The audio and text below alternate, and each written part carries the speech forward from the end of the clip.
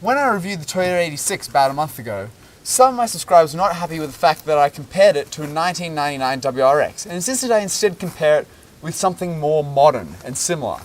So, today, one of my subscribers was kind enough to lend me his WRX STi. So we're going to take it for a test drive. So, hopping in, first things you notice, the seating position is low for a sedan sort of car, but it's not as low as the sports car of the 86. This one is the automatic transmission, so it's not a manual, so not a direct comparison, but we'll still be able to talk about the handling. Steering wheel feels similar in size, about the right height. Paddle shifts seem to be fairly well placed. Seat bolstering is good. Everything just seems to be pretty good. Now, stepping down to the 86, you immediately realize it's a lot lower. You sit lower in the chassis. You sit about the same sort of height with respect to the overall dash of the car, maybe a little bit lower, but just the whole car is dropped down. This is obviously the manual transmission, so we can talk about that. But again, everything's in the right sort of place. Steering wheel's a bit higher up. It's kind of a sportier feel, as you would expect, because that is a sedan and this is a sports car. But there's nothing wrong with either of the positions. They're both very nice. It was time to take the WRX for a test drive. So, initial thoughts are the car's very planted. Feels very stable, just driving around normally. It feels like a fairly large sedan, I guess you would say. The steering is fairly light in the vehicle.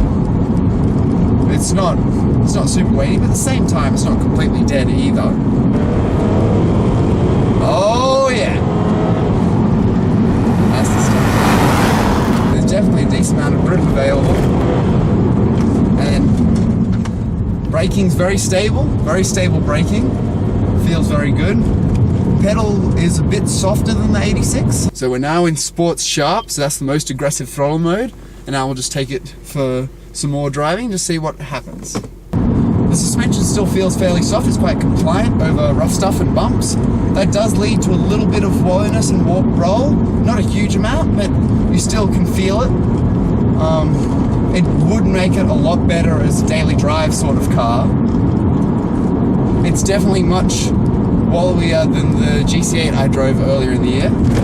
Also, like the GC8, you can feel it doesn't quite have the turn-in sharpness of the 86. And you can feel that it's a bit of a heavier car. Yes, it is rather rapid. Rather rapid. You really don't realize what speed you're doing in the thing until you look down, do you? It's very quiet too. You notice how quiet it is compared to the 86. I can't quite tell if it's oversteer out of corners under power. I don't think we're on the right roads for that, but I imagine it's fairly neutral. They're definitely two very different cars. That's one thing you really get, is that they are very, very different cars aimed for very, very different purposes. The GC8 that I drove earlier in the year felt like it was a very similar sort of feel, like they both sort of had the same sort of stiffness to them and aggression, like neither of them you would pick as a daily driver, but this has much more of a livable feel to it. Whilst not losing any performance, it's still very rapid. The question is it as much fun? Only one way to answer that question.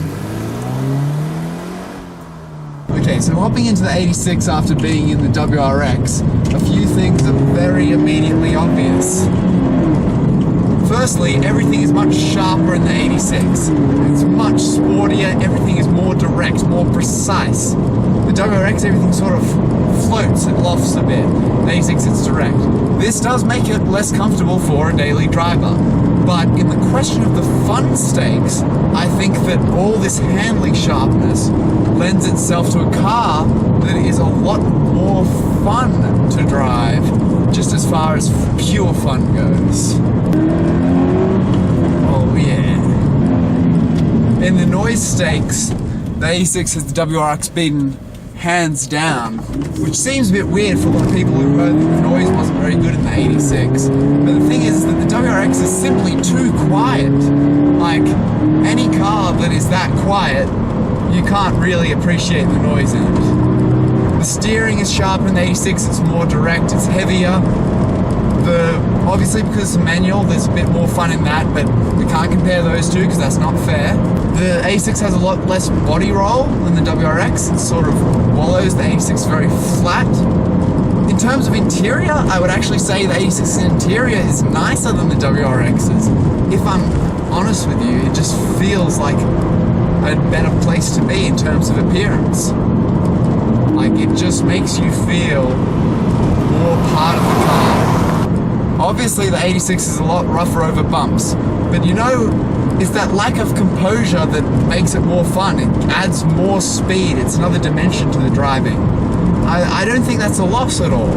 I think that may even be a win for the 86, unless you have a problem with your back.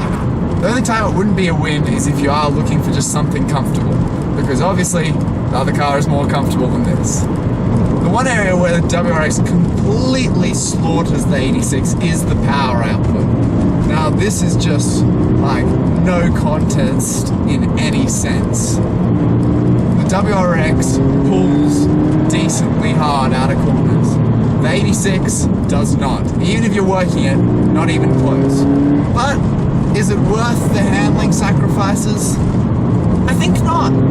I think the 86 is superior handling. It's more, the pedal feel is better, even if the brakes are less stable. The turn-in sharpness is better. Everything is just that little bit better. And quite frankly, I think it's the more fun car. So, in the end, it becomes a question of personal preference. If you want a comfortable, yet rapid daily drive, get a WRX. If you want a car that's fast in a straight line, get a WRX. If you want a car that will easily fit you and some passengers, get a WRX. But if you want a car that will put a smile on your face every single time you drive it without fail, get an 86. I don't think it's physically possible to be disappointed with it. Holy, is that the price difference?